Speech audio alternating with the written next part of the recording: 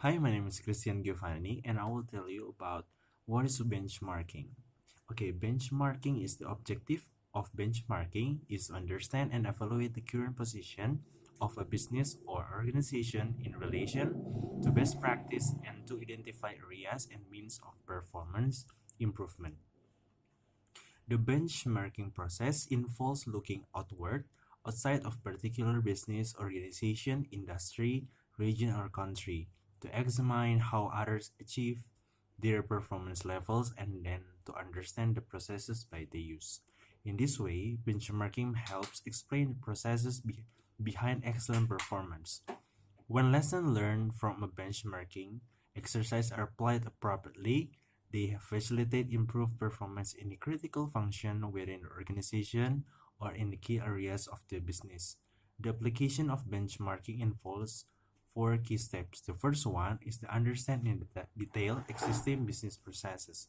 The second is to analyze the business process of others. The third is compare our business performance with that of other analyzed. And the fourth is to implement the steps necessary to close the performance gap. Benchmarking should not be considered as one of the exercise. To be effective, it must become an integral part of ongoing improvement process, the goal being to abreast of ever-evolving best practice. I will explain about the types of benchmarking. This is summary of different types of benchmarking. The first one is the strategic benchmarking. Used when business need to improve overall performance. Strategic benchmarking examine the long-term strategies and general approach that have enabled high performance to succeed. It involves considering high-level aspects such as core competencies, developing new products and services, and improving capabilities for dealing with change in the external environment. And the change resulting from this type of benchmarking may be difficult to implement and take a long time to materialize.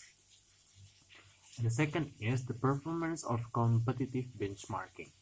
Used when the business which consider their position in relation to performance characteristics of the key products and services. Benchmarking partners are drawn from the same sector. This type of analysis is often undertaken through trade associations of third parties to protect the confidently. And the next is the process benchmarking. Focuses on improving specific critical process and operations. Benchmarking partners are sought from best practice organizations that perform similar work or delivers similar services. Involves producing process maps to facilitate the comparison and analysis often result in the short-term benefits. And the next is the functional benchmarking.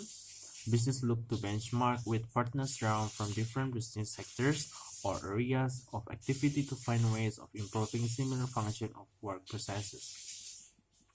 And the next is the internal benchmarking. Involves benchmarking businesses or operations from within the same organization, for example, business units in different countries. Three main advantages of internal benchmarking are: the first one is access to sensitive data and information is easier. The second is standardized data is often readily available, and the third usually less time and fewer resources are needed. The fewer barriers to implementation as practice may be relatively easy to transfer across the same organization. The real innovation may be lacking, and best-in-class performance is more likely to be found through external benchmarking. The next is the external benchmarking. Involves analyzing outside organization that is known the best in class, provides opportunities of learning from those who are the leading edge, can take up significant time and resource to ensure the comparability of data and information, the credibility of the findings in development the sound recommendations. And next is the international benchmarking. Best practitioners are identified and analyzed elsewhere in the world, perhaps because there are too few benchmarking partners within the same country to produce valid results. Globalization and advanced information technology are increasing opportunities for international projects. However, this can take more time and resource to set up and implement, so the result may need careful analysis to the national network. And where the aim is to achieve world status or simply because there are insufficient national business against which to benchmark. One example of good practices can be found in organization, and there's lack of good of practice within international business units. Thank you.